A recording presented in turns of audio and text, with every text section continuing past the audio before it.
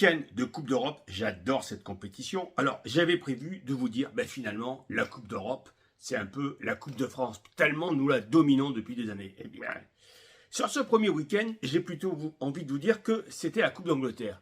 Puisque, comment dire, enfin, on s'est fait défoncer par les Anglais. Bon, apparemment, les Anglais, ils ont bien digéré la Coupe du Monde. Eux, 4-0, ils nous collent, avec des victoires en plus chez nous, sur notre territoire.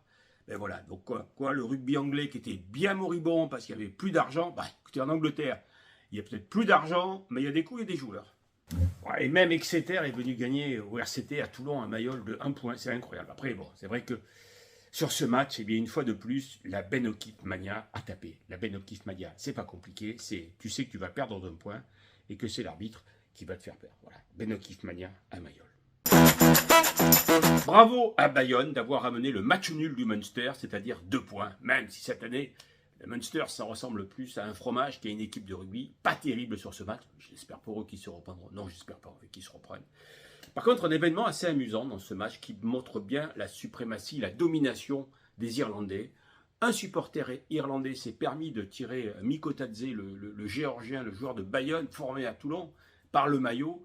Bon, déjà, c'est bien qu'il soit encore en vie, le supporter irlandais, parce que Mikotadze, normalement, il en a tué pour moins que ça.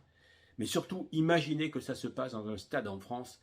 Combien de temps le stade aurait-il été interdit, fermé, je ne sais même pas, 4 mois, 5 mois, 6 mois. Tandis qu'en Irlande, un supporter peut faire ça. Voilà, rien à signaler. Tout va bien, aucune sanction, aucune citation. Voilà. Les Irlandais, ils sont pas mal dans le rugby. Et je ne vous raconte pas, si ça se passe à Mayol, c'est saison terminée, stade fermé, et peut-être moins 18 points. Voilà. Même si on ne les a pas, c'est pas grave, ils te les enlèvent. Bon, lors du dernier Mourad de Toulon, j'ai émis quelques critiques vis-à-vis de Sir Antoine Dupont, voilà, qui m'a répondu, et de la plus belle des façons, puisqu'il a fait un énorme match contre Cardiff. En même temps, ce n'était pas la plus grande opposition de l'année. Alors, bien sûr qu'Antoine Dupont est un joueur énorme et qui nous a démontré jusqu'à présent des choses incroyables. Peut-être un des meilleurs joueurs français de tous les temps et sûrement le meilleur joueur du monde. Il n'y a pas de doute là-dessus. Mais il faut comprendre que quand tu as l'image d'Antoine Dupont, quand tu portes l'image du rugby français, quand tu es ambassadeur de partout, quand tu gagnes plus d'argent avec tes droits d'image qu'avec tes contrats de joueur, tu fais venir du monde au stade. Et à chaque fois que tu touches le ballon, les gens ils attendent quasiment que soit que tu traverses le terrain, soit qu'il se passe la magie d'Antoine Dupont. Voilà. Donc il y avait un peu de déception parce que je trouvais personnellement que ça ne change pas au fait que ce soit un très grand joueur. Il n'était pas au niveau d'Antoine Dupont. C'est tout, ça s'arrête à ça, mais en aucun cas je remets sa valeur en question. Et puis apparemment ça a marché, puisqu'il a un peu traversé le terrain contre Cardiff. Voilà. Mais après, il faut être prêt aussi, lorsqu'on va poser dans tous les magazines, lorsqu'on est ambassadeur de toutes les marques au nom du rugby français, il faut le porter sur ses épaules et démontrer qu'on est un très très grand joueur. Voilà. Et il est en train de le redémontrer et qu'il est à la hauteur des contrats d'image qu'il a et aussi des espoirs que le rugby français porte sur lui. Enfin, en ce moment, c'est plutôt le rugby à 7.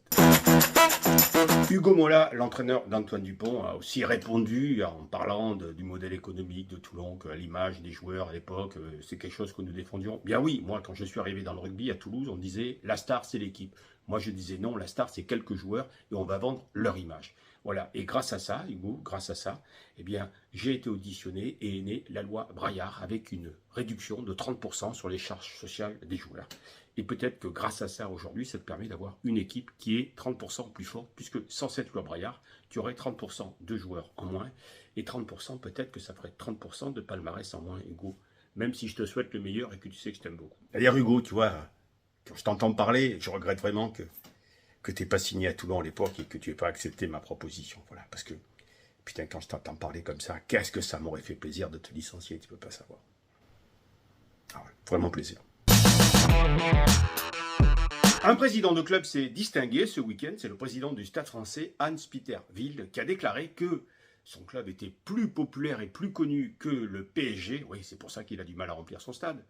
Voilà. Et surtout, il a déclaré que le club de Toulon et du Racing ne respectaient pas le salary cap. Voilà. Alors, pour tout vous dire, sur le club de Toulon, je ne vais pas m'épiloguer parce que c'est pas mon rôle. La seule chose que je sais et que Hans-Peter devrait savoir, c'est qu'effectivement, il y a un gros effectif. Il y a une partie des joueurs qui sont arrivés à mi-saison, ce qui veut dire qu'ils n'ont que 6 mois de salaire. S'il y avait 1 an de salaire, il y aurait peut-être débat. Mais sur 6 mois de salaire, il y a une partie des gros salaires qui ont été divisés par 2. C'est peut-être plus facile de rentrer dans le salary cap. Quant au club du Racing, avec ses 28 millions de budget, que donc 8 ou 9e budget du top 14 pour le Racing et son effectif, ben moi je suis un petit peu dubitatif aussi. Je propose une chose, si le Racing respecte le salary cap, c'est à aller vérifier, je pense que Jackie Lorenzetti doit d'urgence être nommé à Bercy à la place de Bruno Le Maire et prendre en charge l'économie française. Puisque avec la méthode du Racing, il va redresser l'économie du pays, rembourser la dette à une vitesse grand V. Voilà. Jackie Lorenzetti, ministre de l'économie, moi je suis pour.